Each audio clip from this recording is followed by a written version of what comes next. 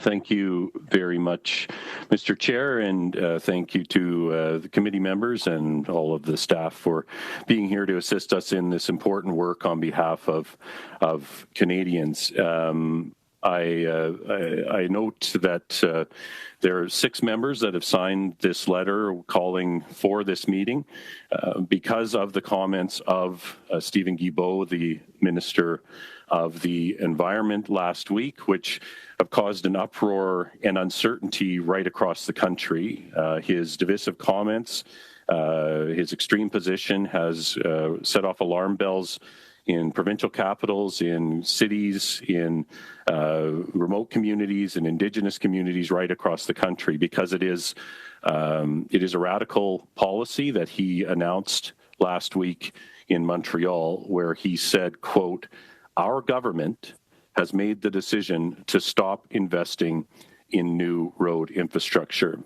Now, if we break down that comment, you'll see quite clearly that this is not an off-the-cuff remark from a radical activist minister, even though he certainly has that background.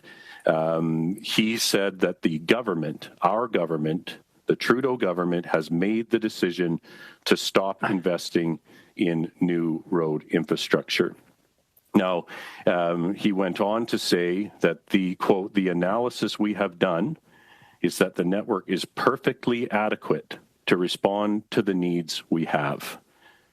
Now, this is, again, an alarming point of view to have, and suggests that he hasn't spent much time traveling the country and speaking to Canadians who have significant concerns with our road network, who have both in terms of its current state and in terms of its current capacity. We know that there are supply chain issues. We've heard this time and time again about how reliant we are on for instance, the trucking sector to get our goods to market. And when you see these trucks sitting in traffic, whether it's around Toronto, Vancouver, Montreal, or throughout the country, or traveling over roads that are quite frankly in a state of disrepair or unsafe, and in some cases unable to travel except in the winter because there's only an ice road, there is no permanent link between many of the communities in our country. The idea that the government has made the decision to stop investing in new road infrastructure and that they've done an analysis that the network is perfectly adequate to respond to the needs we have was shocking, as the letter said. So we believe that that this committee needs to discuss this matter on an urgent basis. And just to give you a heads up, Mr. Chair, I will be moving a motion at the end of my comments, because I believe that we do need to hear from the minister and hear from other ministers who are impacted and who clearly were a part of this decision-making process. Because again, these were not comments where the minister was caught on a street corner by a lucky journalist who happened to find him while he was walking or riding his bike. These were comments that were given to a conference. These were prepared remarks by the Minister of the Environment, designed to send a message to Canadians that I believe he said there'd be no more envelopes, meaning there'd be no more money for the road network in this country. And we've seen how these divisive comments have actually united Canadians against them. We've seen Northwest Territories Infrastructure Minister Caroline Wozniak said, "Documents such as the Arctic and Northern Policy Framework are clear that there is a need to address transportation challenges in remote parts of Canada's north and the Arctic." Premier Scott Moe of Saskatchewan said the Trudeau government gets more out of touch with reality every day. Doug Ford, a great partner of this Liberal government, said, "I'm gobsmacked. A federal minister said they won't invest in new roads or highways. He doesn't care that you're stuck in bumper-to-bumper traffic." Danielle Smith, "Anyone who thinks you can stop building roads obviously hasn't traveled outside of Montreal very much and doesn't understand how big this country is and doesn't understand what it takes to get to some of our resort communities. Blaine Higgs, the Trudeau government is unfairly punishing New Brunswickers for being rural. With our province experiencing historic population growth, this will be a roadblock to building new homes to tackle the housing crisis. Someone that the minister has tried to quote to justify the carbon tax, the food professor on Twitter, that's what he goes by. He said, Minister Guilbeault questioned any future major investment in infrastructure yesterday. Canada's logistics are anemic at best. Ports are horrible and roads are inefficient. If we want a stronger agri-food sector, logistics is the backbone of the industry. The mayor of Calgary said that the policy announced by Minister Guilbeault would literally be terrible for every municipality in this nation. And Premier David Eby of British Columbia said that the announcement made a lot of us very nervous. So this is a cross-section of Canadians, from everyone from the left to the right, who have been caught unawares and have been, quite frankly, shocked and in disbelief that this is the first government anytime, anywhere, I believe, that has indicated that they wouldn't be investing in roads. And then the minister tried to walk it back, which he failed to do. But after the government's policy was revealed and he had the opportunity to try to clarify, he said, no, I didn't mean we wouldn't, even though he said very clearly our government has made the decision to stop investing in new road infrastructure. He said, what I meant was we weren't going to invest in any big new road infrastructure, no more big projects. And he singled out the third line in Quebec City, and which I'm sure other colleagues will have something to say about. But I think about projects in my own area, a big project that is going to take multiple years and multiple billions of dollars will be to expand the Trans-Canada Highway from Langley to Abbotsford to Chilliwack with additional lanes. That's a major road project. And it's necessary because every day now there is bumper-to-bumper traffic on that major route, which connects Fraser Valley communities to Metro Vancouver communities, which connects workers to their jobs. As this government's policies have made it less and less affordable to live in cities, people have had to expand out into the suburbs. They've had to live further and further away from where they work in order to afford a home. This used to be the case that Chilliwack used to be an affordable market, but after 8 years of Justin Trudeau, now homes here are over $750,000 on average, with many 40-year-old homes cresting the $1 million mark. But people are still moving out further from the cities because even at those inflated prices, it's cheaper than living downtown or in closer proximity to Vancouver. Therefore, people need to drive to work. There is one bus that goes from Chilliwack into a bus route. It would take you about 3 hours to get downtown if you just use the public transit options available. And the government of British Columbia has, over successive governments, have had an expansion program that they have had into the future. It's a phased program that will continue to build out from Metro Vancouver to the Fraser Valley. That is all at risk now because this Minister of the Environment, speaking for Justin Trudeau and the Cabinet, said that no more major road projects will be allowed to go ahead. So he's announcing basically that they are canceling the expansion of lanes for the Trans-Canada Highway.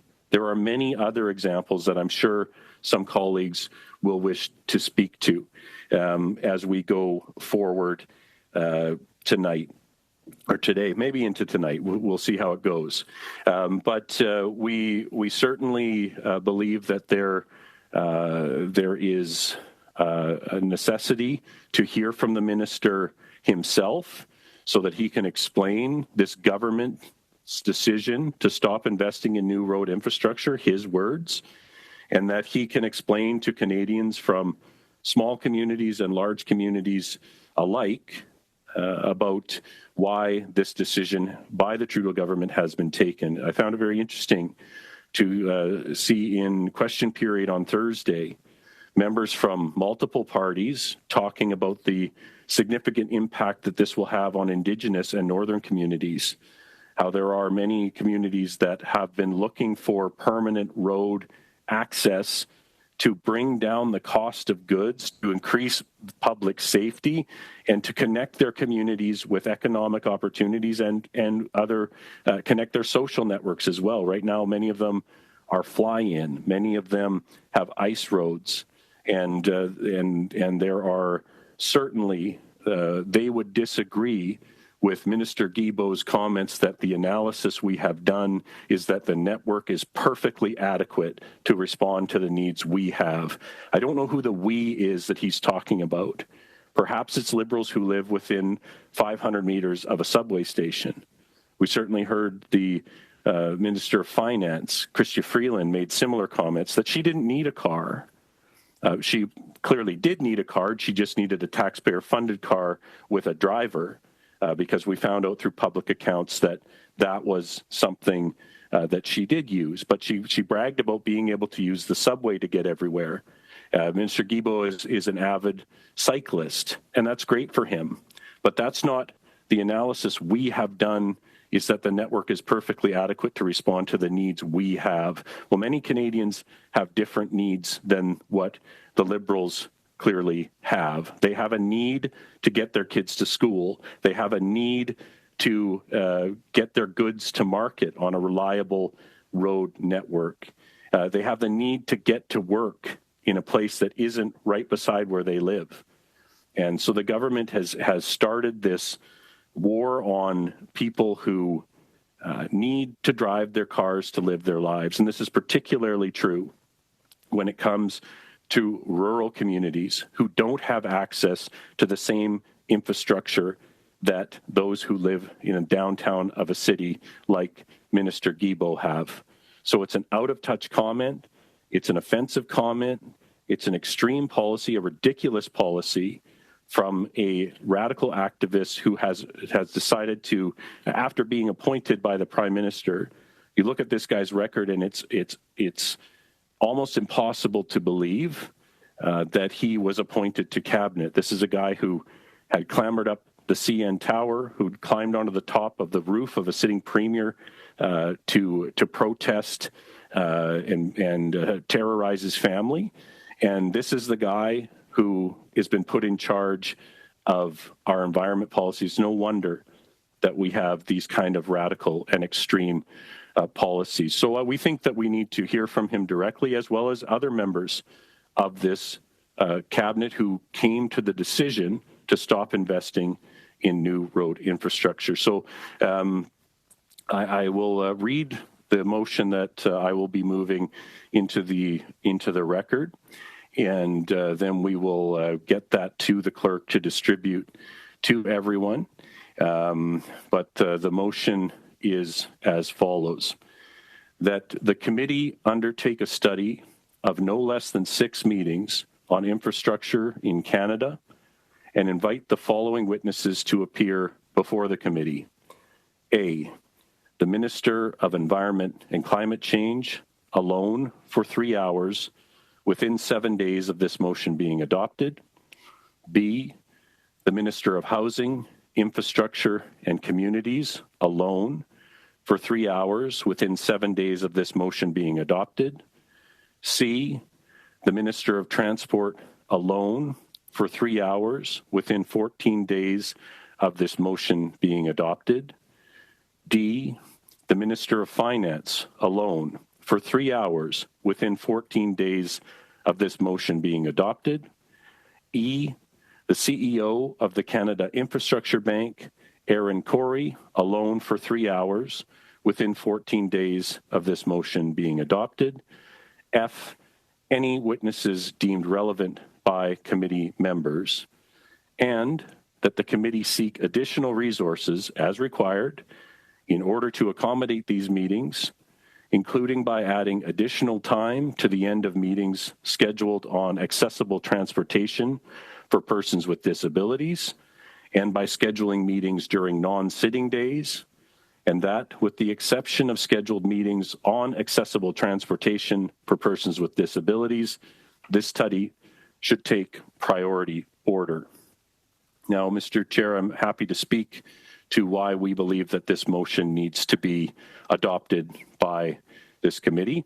Obviously, we want to hear from the Minister of Environment, whose comments have created this firestorm across the country. We believe that he deserves to explain to Canadians the decision that was arrived at by the Trudeau government to no longer fund roads. Obviously, the Minister of Housing, Infrastructure and Communities probably took a great interest in that as the Minister of the Environment was sent out to make that announcement on his behalf. So we would like to see how that fits into the Minister of Housing, Infrastructure and Communities plan for infrastructure in this country. We believe that the Minister of Transport, that we have a direct interest in hearing from him to discuss the impact that this new policy of the Trudeau government will have on our ports, on our road infrastructure, on our supply chains. We believe that that is something that Minister Rodriguez should come before this committee to discuss. The Minister of Finance, I think, should discuss here how this is going to figure into the fiscal framework, the decision to abandon the funding of new roads. How does that impact the fiscal framework? How will that impact her budgeting process? We know that the budget is generally introduced in the spring. We would expect that they are putting the finishing touches on that, and perhaps she can tell us the impact that this new policy will have on the fiscal framework and the budget process.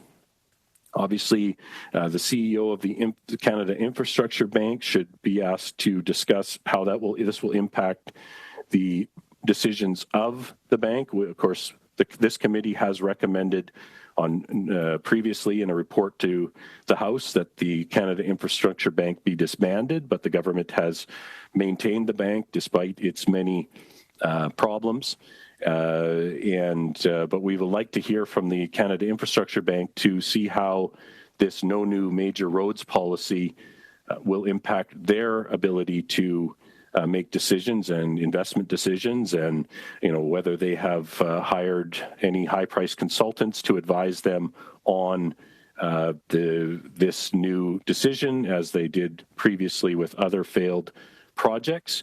And there are any other witnesses deemed relevant by committee members. I can think of provincial and territorial and community and Indigenous leaders who probably would like to weigh in on this as well.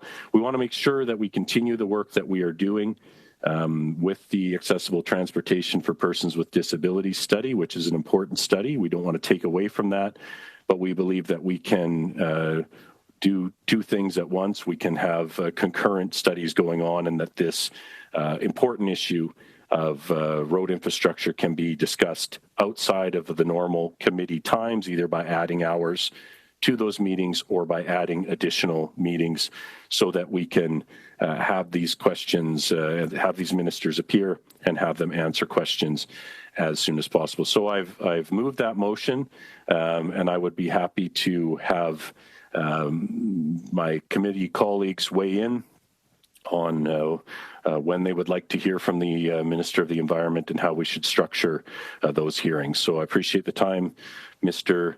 Chair, and I look forward to the discussion.